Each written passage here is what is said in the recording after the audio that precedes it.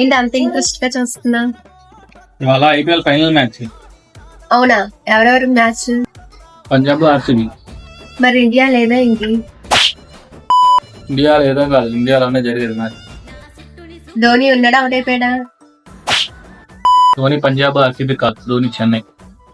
ఎందుకు వచ్చావు నువ్వు ఎవరిగా? నందిని సీరియల్ పెడతావేమో. ఎస్. సో 18 ఇయర్స్ తర్వాత భయ్యా, 18 ఇయర్స్ తర్వాత మన 18th నెంబర్ జెర్సీ కప్ అయితే తీసుకోబోతుంది.